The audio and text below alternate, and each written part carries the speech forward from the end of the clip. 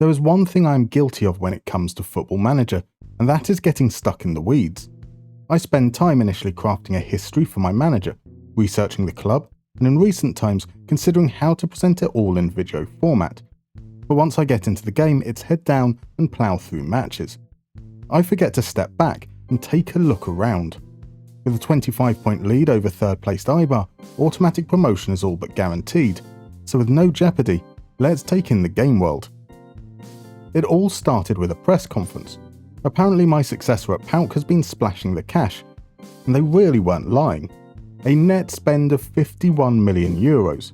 It was 81 million until Kouliarakis was sold to Inter on transfer deadline day. I think it's safe to say that Brian Barry Murphy didn't rate the squad he inherited. Tosser.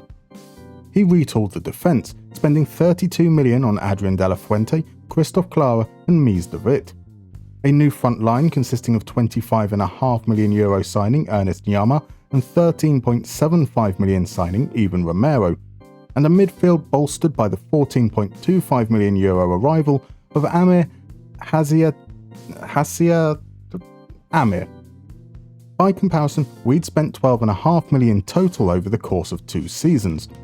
Konstantelios is still the standout performer, now playing off the left in a 4-3-3. Despodov, despite competition, is still the team's top goalscorer, and PAOK, only just, are still the top dogs in the league. But that's the past. We're no longer in Greece, so what's been happening in Spain? Well, Real Madrid have gone back-to-back, and look to be heading for a three-peat. João Cancelo, Noah Lang, Jakub Kiwior, Archie Gray and João Mario add to a stacked squad that also won the 2025 Champions League. Endrick and Arda Güler are on the fringes, but there's no one in the B team at the moment who looks likely to make that next step. And that's who we play next. Castilla were promoted to the Segunda Division last season, their first time back since 2014, now under the auspices of club legend Raúl. The lack of first teamers in waiting, however, is an issue. We swept them aside thanks to early goals from Matías Marin and Janot Montserrat. Alvaro Leiva had enough and got an early rest, before a second-half Gerard Martin header put us 3-0 up. And Anuar's daisy cutter settled the affair. We barely broke a sweat. Our next opponents are Mallorca. Starting the game in La Liga after a 9th place finish, things have not gone all too well.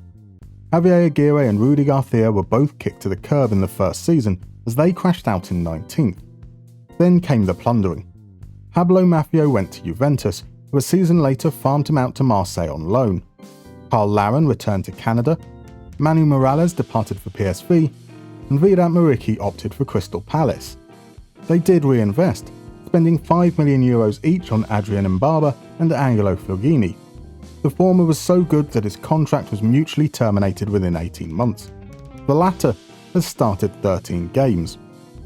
They did bring in Anthony Martial though, and his 12 goals last season was enough to fire Mallorca to 4th, but they eventually lost in the playoff final. They've started this season though, eventually replacing Alvaro Severa with a familiar foe. Albert Capellas was in charge of AEK last season, where we beat them 4 times in 6 games, although those 2 draws were away from home. If there were any doubts, they were put to rest early thanks to Francho's 9th minute opener. Then, a flurry of goals from our defenders.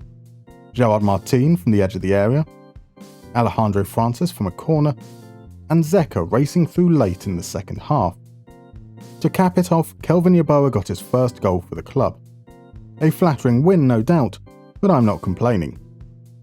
Our final game of the month is against Lugo.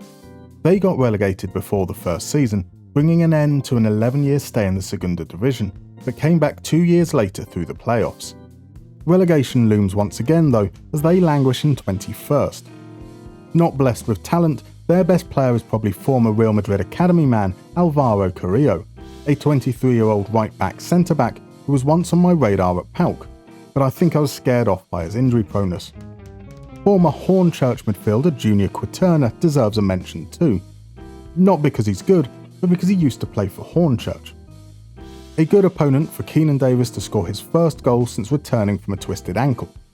Luis Munoz put us 2-0 up just before the break, only for Lugo's Victor Narro to pull one back immediately. We couldn't find a third, but the win was comfortable. It was not a good week for our goal scorers though. Lewis Munoz picked up a calf strain. Keenan Davis broke his foot. Davis will miss the remainder of the season, seeing him finish just one goal shy of reaching double figures for the first time in his career. The opposite of Lugo is Sporting Gijon. They were promoted via the playoffs in the first season before propping up La Liga en route to their eventual return. It was no great surprise. Harrison Marcelin and Gideon Mensah arrived from Ligue 2, and Ferran signed on a free transfer from Castillo. That was the entirety of their transfer dealings, almost Sheffield United levels of resignation. That relegation has probably cost them their best player, Jonathan Varane departing for Southampton before this season, and any plans to bounce back were shelved very quickly. Gijon have not broken the top half of the table at all, and currently sit in the final relegation spot. It's easy to understand why, as lax marking allowed Jeannot Montserrat to break free to give us the lead. A Matías Marin free kick was followed by Carlos Nieto's strike early in the second half. With virtually the last kick, Uros Djurdjevic pulled one back. Too little, too late. Next up is Ibiza, a team who not only share the colours of Manchester City, but also as illustrious a history. Founded in 2015 as a pseudo-Phoenix club of Ibiza, Ibiza earned promotion to the third tier by paying. They reached the Segunda Division on merit 3 years later, where they stayed for 2 years. In the first year of this save they got promoted immediately, consolidated last season, and now sit safely mid-table. In preparation for this season, Ibiza smashed their transfer record, bringing in Australian striker Jamie McLaren, whose 13 goals so far is good enough for third in the goal-scoring charts. Not sure about that beard, however. More surprisingly, they've been able to keep hold of defensive midfielder Ivan Morante, a former Villarreal and Real Madrid youngster who I would have expected to have been poached by now. All it took was a simple ball over the top, and Montserrat gave us the lead. Alejandro Francis doubled from a corner before some swift interplay set Yeboah through to wrap up the win. That might be our most dominant performance yet. Burgos have fumbled the bag. They start the game having just signed Fernandinho on a free transfer. 18 goals in his first season, and they sell him to Columbus Crew for less than €6 million.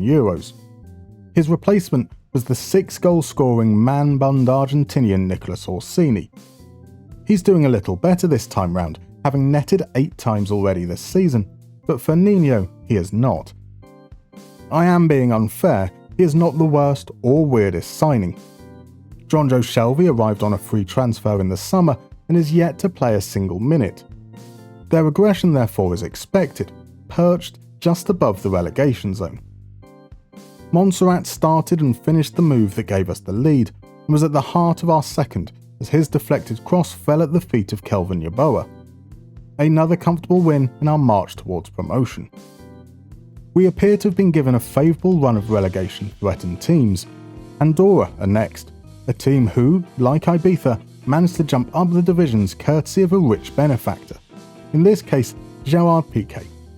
The last 2 seasons have been about consolidation, made harder by the departure of Jose Marsa to the Portland Timbers. They have managed to keep hold of Jandro Oelana, and he has been the best of a bunch who've otherwise struggled to stand out this season. They do have a secret weapon though, and it's surely only a matter of time before they expose their willy to the league. It's a penis joke. Just a penis joke. A little penis joke. Willy. Their defence, however, is less firm. Montserrat dispatched a first-half penalty before he continued his connection with Kelvin Yeboah to wrap up the win. Injury time was appropriately named as Jose Antonio Gonzalez picked up an Achilles injury that will end his season. That win sees us need just one more point to secure promotion. Standing in our way is everyone's favourite cautionary tale, Malaga. It's 14 seasons since they finished 4th in La Liga, bankrolled by Qatar and led by Ruud van Nistelrooy, Jeremy Toulalan and Santi Cazorla. Just 2 seasons later they were saddled with debt, banned from European competition and facing a fire sale. 4 seasons after that they were relegated. 5 years of second division football ended in another relegation, and that's where they began this save, in Spain's third tier. The first season was one of consolidation. The second, they finished as league winners, bringing them back into the Segunda Division this year. Sergio Pellicer has remained at the helm throughout and didn't sign a single player for their promotion campaign. This summer, they've brought in left-back Victor Kornienko on a free transfer and right-back Oscar Burr for a shade over 200k. A far more sensible and sustainable approach. They've clearly learnt their lesson. Up front, academy striker Roberto Fernandez has reached double figures for the third consecutive season, but Malaga find themselves 10 points off the playoff places. And, as has become expected, we took the lead when Marin steered in Martin's deflected effort. But with 6 minutes remaining, Einar rose at the near post to pull Malaga level, and that was how it finished. Of course, we only needed a point, and promotion has finally been secured. That brings to an end a 13-year spell in the wilderness for Real Zaragoza. I was shocked it had been so long. I was even more shocked to discover they'd never won La Liga. You see, my knowledge was formed largely around that Nain goal in the 95 Cup Winners' Cup final. Truly glorious. This was the club that introduced Cafu, Diego Poyet and Kili Gonzalez to Europe, once boasted both Milito brothers at the same time, and rejuvenated the career of Savo Misalotovic. I genuinely thought they'd been more successful during that era. They did add 3 Copa del Reys and a Super Copa to that Cup Winners' Cup in the 90s and early 2000s. We are now just 7 points away from winning their first trophy in 22 years. See you next time.